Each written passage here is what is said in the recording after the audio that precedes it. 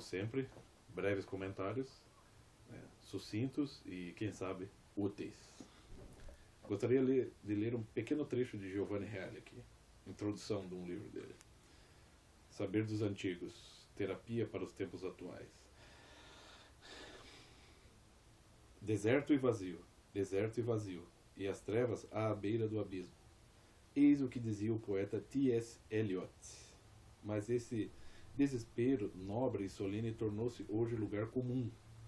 Os males do homem contemporâneo estão em livros, revistas, periódicos e jornais.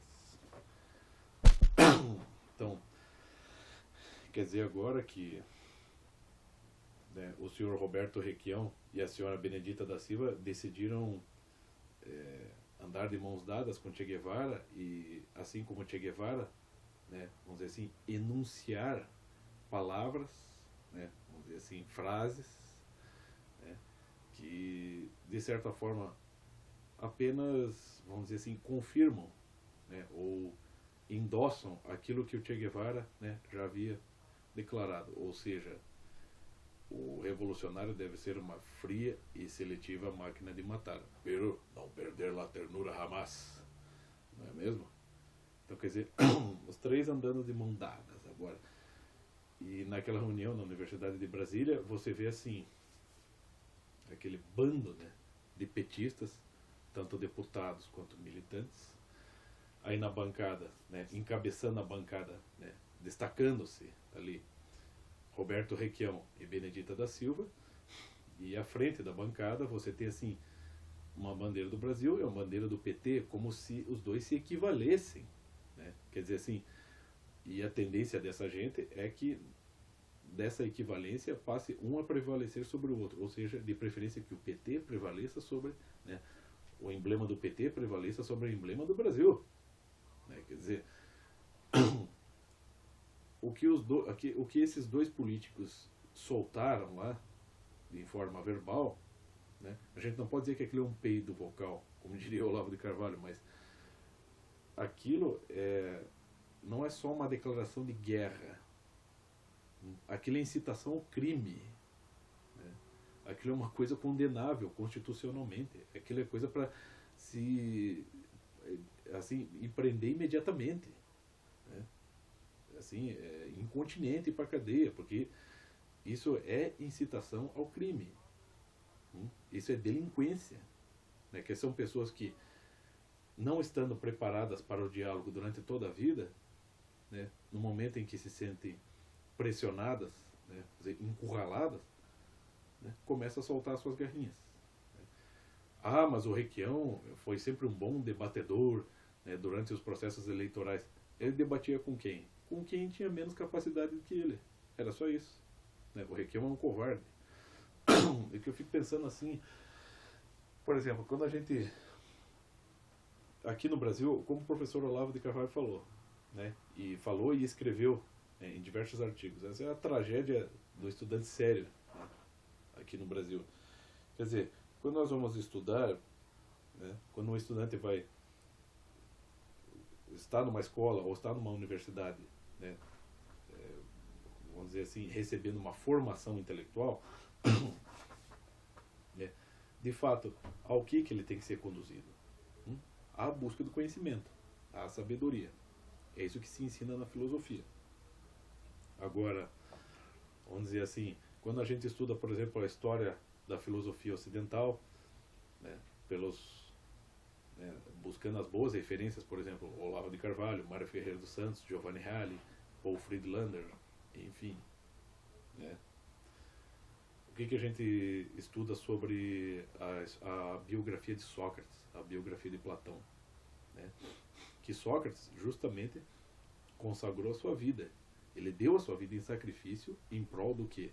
Da iluminação das inteligências, das consciências, né? O processo da maiêutica era justamente partejar ideias, luz, inteligência, né? E o Sócrates, na medida em que ele foi perseguido e condenado pelo Estado, já corrompido, né, o que acontece? Né? Lá, na hora de ser julgado, surge a mulher dele, né, a Xantipa, pedindo justiça. E ele pede para que se retirem ela daquele local. Ou seja, ele não envolve naquele assunto porque ele sabe que ela não está em condições, né, de participar daquilo e de compreender aquilo. Portanto, ele o que ele faz? Ele, como uma pessoa consciente e sábia, né, ele vai fazer, ele vai, vamos dizer assim, viver, né, o sacrifício dele, né, de forma intelectual e de forma física, né, da maneira mais responsável possível, né, individualmente. Né. Na apologia de Sócrates, por exemplo, quando ele está próximo, né, de receber a pena de morte, ele enuncia duas possibilidades. Ou, né, depois da morte, eu vou encontrar com os meus pares espirituais, com os quais estarei dialogando, ou o meu espírito e o meu corpo vão serenar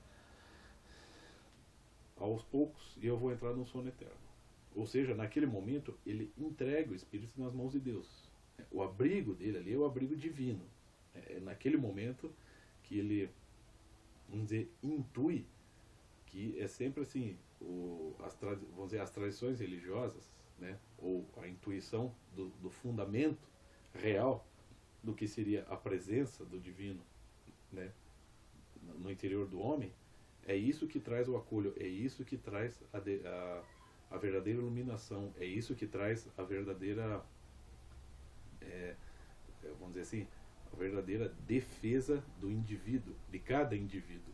Né? Não é defesa coletiva, né? Não é uma incitação ao coletivo fazer uma revolução.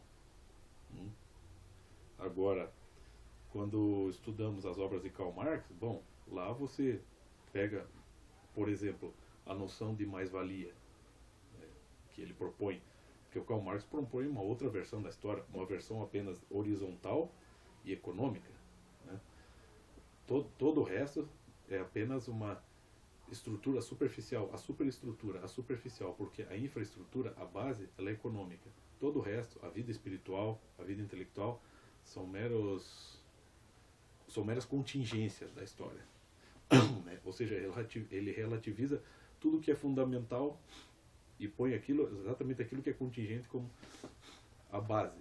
Ou seja, o Karl Marx já era um satanista, né, na sua juventude e continua sendo um satanista durante a maturação da sua obra. Né? E quando ele vai conceituar mais-valia, ele sempre está ali buscando distinguir as classes, né, e inocular, vamos dizer, na consciência de cada classe uma hostilidade em relação à outra, com prevalência do proletariado, obviamente, já que o burguês, o patrão, né, o chefe, é sempre visto como um sujeito, né, criminosamente indiferente aos direitos humanos. Né? Ou então quando buscamos nos escritos de Che Guevara, né, quando lemos os escritos de Che Guevara, os livros dele, o que a gente vê? A gente vê um homem que até no momento em que ele está escrevendo cartas para os seus filhos e filhas, ele os está incitando à revolução.